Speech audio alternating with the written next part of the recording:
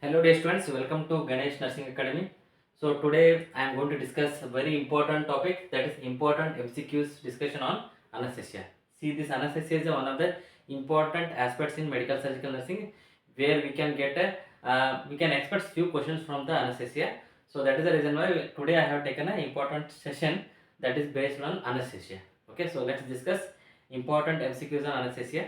Okay, so first question number 1, who is the father of modern anesthesia?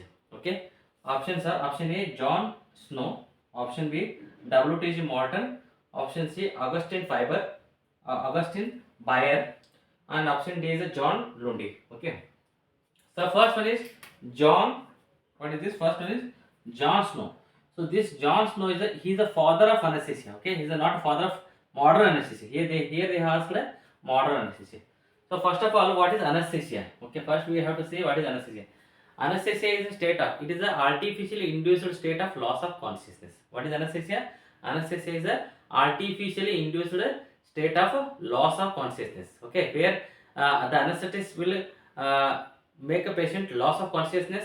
Okay, and he will make a patient loss of consciousness with a controlled loss of consciousness he will make. Okay, so patient will be brought back to conscious level after the surgery is over. So what is anesthesia? Anesthesia is a artificially induced state of loss of consciousness or loss of sensation. Okay, so here they have asked who is the father of modern anesthesia. So first one is option A, John Snow. John Snow is the father of anesthesia. He is the father of anesthesia. Okay, so he is the father of anesthesia, but they asked here father of modern anesthesia. Okay, so W.T.G. Morton. Okay, he is the father of modern anesthesia. Okay, what is that? W.T.G. Morton is the father of, he is the father of modern anesthesia. Father of modern anesthesia. Okay, he is the father of modern anesthesia. See, this W.T.G. Morton, he has done ether experiment in front of assembly. Okay, on 1846. Okay, on October 16th. So thereafter he is known as a father of a modern anesthesia. Okay, and on October, okay, see this October 16 October of every year, it is celebrated as a World Anesthesia Day.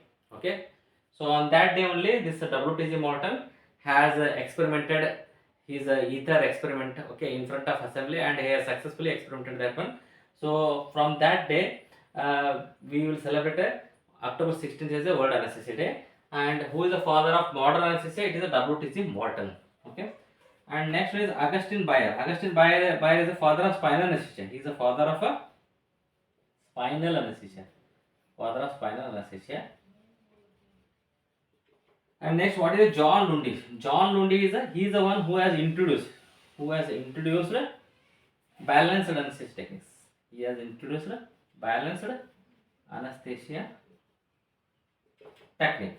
Okay, so he is the one who has introduced the balanced anesthesia techniques. So who is the father of modern anesthesia? It is W.T. Morton. Okay, so Morton, that is the modern. So father of modern anesthesia is a W.T.G. Morton. Just remember modern anesthesia. Who is the father of modern anesthesia? That is Morton, W.T.G. Morton. Okay, so this is okay, students. Let's see next question. Question number 2. During PAC is a pre-anesthetic checkup, an anesthetist asks patient to open his or her mouth, that is patient mouth, and anesthetist is able to see hard palate, soft palate, ula structure of mouth. Now patient fall in which class of Mallamapati score or Mallamapati class? Okay, see here. First, the anesthetist will do pre-anesthetic checkup. Patient is directly not induced with anesthesia. First, anesthetist will see. Okay, he will assess the patient conditions. Okay, that is by pre-anesthetic checkup. So, when patient is planned for general anesthesia, they will do one score that is called as a Mallamapati score. So, this Mallamapati score or Mallamapati class is the one where anesthetist will see. Anesthetist will ask the patient to open his mouth, his or her mouth, and now anesthetist will see what are the structure he is able to visualize, what are the structure he is able to see once the patient opens his or her mouth. Okay, so based on the structure that are visible on opening of the patient mouth, the Malamapati score or Malamapati class can be classified. Okay. Now here, so during the pre-anesthetic checkup, an anesthetist asks the patient to open patient mouth, and anesthetist is able to see hard palate. He is able to see hard palate, soft palate, and ula structure. So three structure he is able to see. Now patient fall in which class of Malamapati score they have asked. Okay. So why we do Malamapati score is just to find out whether the airway is clear or not. Okay. So whether it is a easy intubation or difficult intubations, also all those things will be depends upon the base of the time. Okay. So here we have a Malamapati score. So what is the Malamapati score? 0. Okay. When the anesthetist is able to see hard palate, okay, soft palate, then he is able to see ula, okay, then tip of ula, okay, and tip of epiglottis, okay. So this is fall under the Malamapati class 0. So when the anesthetist is able to see a hard palate of the patient on opening, okay, and asking the patient to open the mouth, if anesthetist is able to see hard palate of the patient, soft palate, ula, tip of the ula, and tip of epiglottis, then it is a Malamapati class 0. It is classified as a Malamapati class 0. So then what is the Malamapati class 1? So when the anesthetist is able to see hard palate, soft palate, ula, okay, then tip of ula, and tonsillar pillar, okay, tonsillar pillar. So if anesthetist is able to see hard palate, soft palate, ula, tip of ula, and tonsillar pillar, then we can classify the patient airway as a Malamapati class 1. And then what is the Malamapati class 2? In this, the anesthetist is able to see hard palate, soft palate, okay, ula. So when the anesthetist is able to see hard palate, soft palate, and ula, only these three structures, then it is classified under the Malamapati class 2. Then what is the Malamapati class 3? When the anesthetist is able to see hard palate and soft palate only. Okay. So when the anesthetist is able to see only hard palate and soft palate, it is classified as a Malamapati class 3. And when the last one Malamapati class 4. When the anesthetist is able to see only hard palate, it is classified as a Malamapati class 4. Okay. So based on the Malamapati class, we can classify patient as a easy intubation and difficult intubation. Okay. So Malamapati is class 0. Okay, class 0, class 1, and class 2. These three classes are okay. They are considered as a easy intubation. Okay. If patient obtain a Malamapati class 0 or 1 or 2, okay, they are classified as a easy intubation. Okay, their endotracheal intubation can be done easily. And those patients whose Malamapati score is class 4, class 3 or class 4. If the Malamapati score is class 3 or class 4, so they will fall under the difficult intubation. Okay, because their base of the tongue is so broad that there is a difficulty in intubation, endotracheal intubation. Okay. So now what is the question here? During the pre-anesthetic checkup, anesthetist asks the patient to open his or her mouth, and anesthetist is able to see hard palate, soft palate, and ula structures. So he is able to see three structures. What is that? Hard palate, soft palate, and ula. So which is that Malamapati score? See here, hard palate, soft palate, and ula. Only these three structures. Okay, that is a Malamapati class. Okay, class 2. So Malamapati class 2 is the one which is a right score. Okay. So anesthetist is able to see hard palate, soft palate, and ula structures of the mouth. Now patient is fall under which category of a Malamapati score? So it is Malamapati class 2. So answer C. C option is the right option here. Okay, dear students, let's see next question. Question number 3. Which of the following anesthesia is known as a balanced anesthesia technique? Okay. Option A is spinal anesthesia. Option B epidural anesthesia. Option C general anesthesia. Option D, that is a nerve block. Okay. So here, which of the following anesthesia they are known as a balanced anesthesia technique? Okay. They asked which of the following anesthesia is known as a balanced. Okay, it is a balanced anesthesia technique. Okay. So what do you mean by balanced anesthesia technique?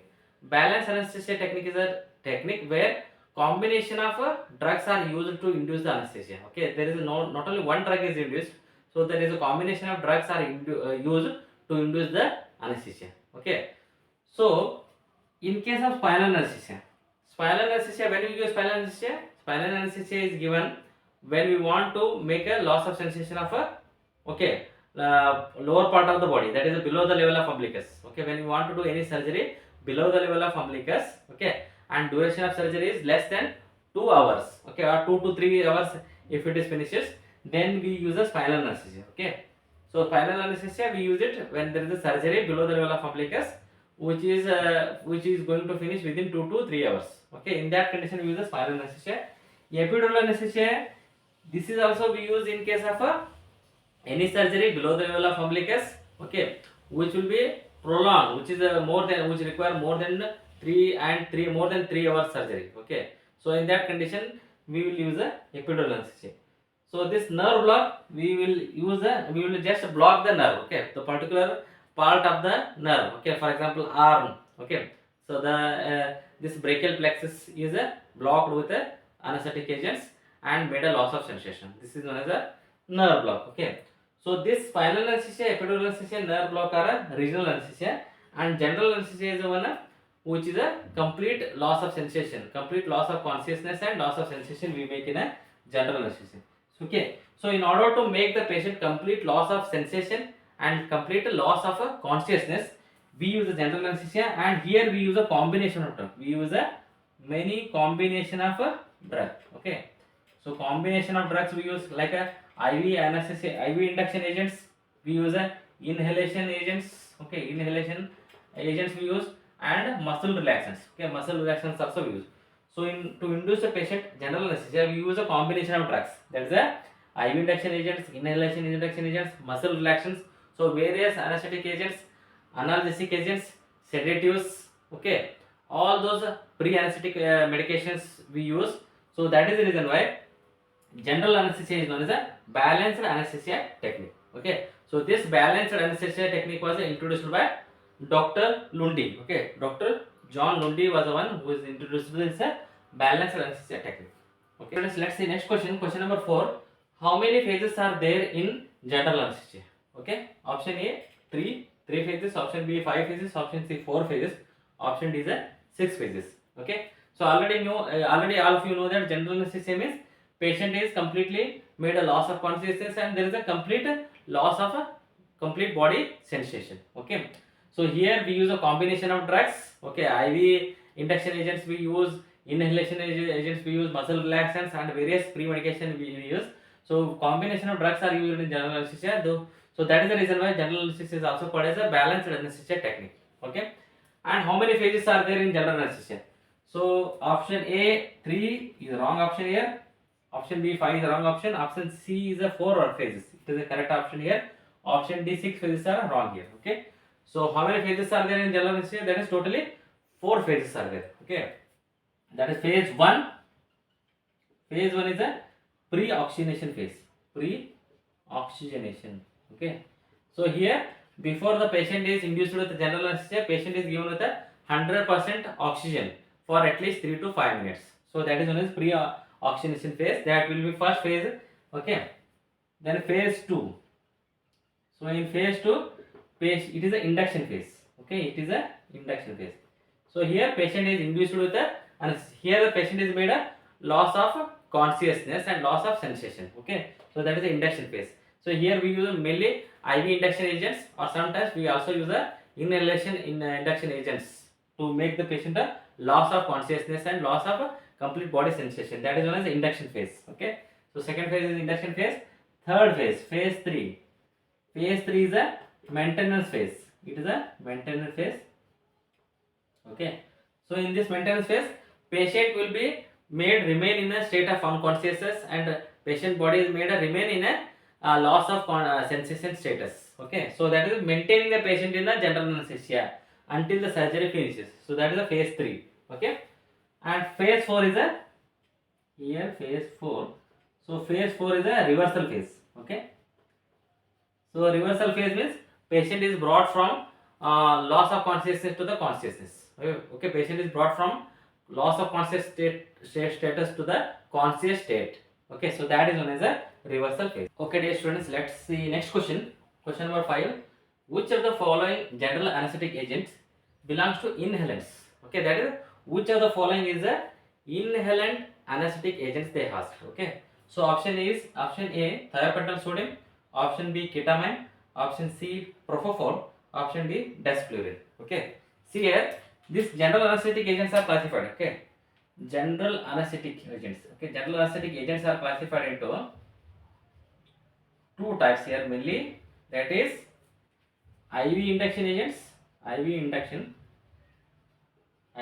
agents, and inhalation agents. Okay, inhalation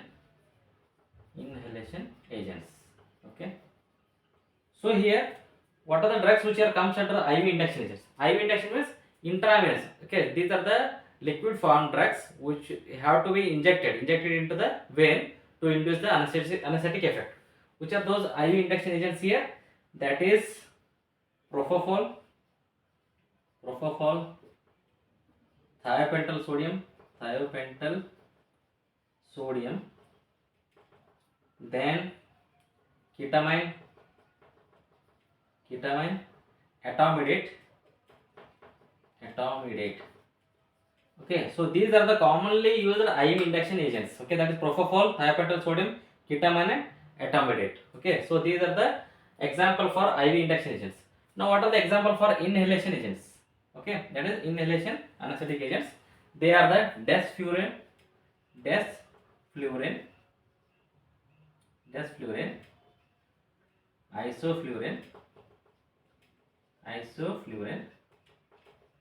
sevoflurane, halothine,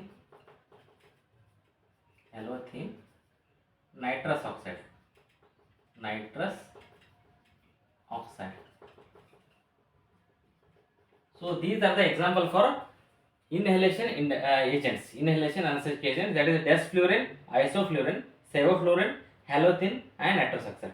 And example for IV induction agents are propofol, thiopental sodium, ketamine, and etomidate. Okay. Now they ask which are the following general anesthesia agent is belong to inhalant, means which is a inhalant anesthetic agents. Okay, so thiopental sodium is comes under the IV induction. Okay, so it is not inhalant, so it is wrong option. Ketamine also comes under the IV induction. Okay, ketamine also comes under IV induction, this is also wrong. Propofol is also comes under the IV induction agents, it is also wrong. And desflurane. Okay, so the desflurane is the one which comes under the inhalant. Okay, inhalant general anesthetic agents. So this desflurane is the right option. Okay, dear aspirants, let's see next question. Question number 6. Which of the following IV induction agent is contraindicated in neurosurgery? Okay, means which of the following IV anesthetic induction agents is absolutely contraindicated. Okay, in neurosurgery. Option A is a thiopental sodium, option B is propofol, option C is ketamine, option D is a none of these. Okay, see here, this thiopental sodium. Okay, so this thiopental sodium, it is a thiopental sodium is a good friend of nervous systems and a worst enemy of other system. So that is why thiopental sodium is used in case of neurosurgery. Okay, so because it is having a very good effect on the brain. Okay, so this is a drug of choice for a neurosurgery. It can be used, but it is not a first drug of choice. It is a second drug of choice. Okay, it is a second drug of choice for a neurosurgery. Okay, as it is having a very good effect on the neurosurgery, so it is a second drug of choice. Which is a first drug of choice for neurosurgery? It is a propofol. Okay, propofol is a first drug of choice for a neurosurgery. So it is the best drug which is used for the neurosurgery. Okay, so first drug of choice for neurosurgery is a propofol. Second drug of choice for neurosurgery is thiopental sodium. Okay, it is a ketamine. Okay, so ketamine is having a worst effect on the nervous systems. Okay, it is having a worst effect on nervous systems. It increases the intracranial pressure. Okay, so normal intracranial pressure is 7 to 15 mmHg. So when you use a ketamine for neurosurgery, it will shoot up. It increases the intracranial pressures, and it is a worst enemy of nervous system. So that is the reason why ketamine is not used. Okay, ketamine is not used for neurosurgery. So the answer, that is, which of the following is which of the following IV induction agent is contraindicated? Is a contraindicated in neurosurgery? It is a ketamine. Okay, so this ketamine is contraindicated, and the answer for this question is option C, ketamine. Option D, none of this is the wrong option here.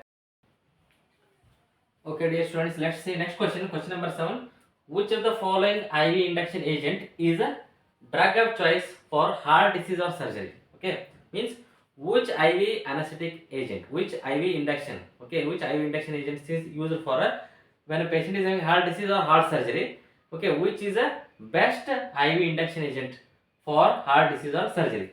Option A is thiopentol sodium, option B ketamine, option C etomidate, option D is none of the above. Okay, so first option A, that is a thiopentol sodium. Okay, so this thiopentol sodium is having a worst effect. It is having a worst effect on cardiovascular system. So it is not a drug of choice. So always we should contraindicate. So this thiopentol sodium is contraindicated in case of a heart surgery or a heart disease. Okay, ketamine, though ketamine is indicated. Okay, it is indicated. Ketamine is indicated for a heart surgery. It is indicated for heart surgery, but they have asked which of the following is a drug of choice. That is the first drug of choice. Okay, that first drug of choice is etomidate. Okay, why etomidate is used? Because it is the most cardio stable. It is the most cardio stable drug. Okay, so it neither increase blood pressure. Okay, it neither increase blood pressure nor decrease blood pressure. Okay, or it neither increase heart rate nor decrease heart rate. Okay, so it is the most cardio stable drug. So etomidate is the most cardio stable drug. So that is the reason why etomidate is the first drug of choice for a heart disease or a heart surgery. Okay, ketamine can also be indicated for heart surgery, but etomidate is the first drug of choice for heart disease because it is the most cardio stable. It maintains the cardiac stability. Okay, by preventing either shoot up of blood or drop of blood, or by preventing either shoot up of heart rate or a drop of heart rate. It maintains the heart rate and blood pressure stability. So that is the reason why it is the most cardio stable. Okay, IV induction agents and most suitable. It is very much suitable for a heart disease or a surgery. So option C, etomidate, is the right option here. Option D, none of these is a wrong option, and remaining A and B, okay, are wrong option.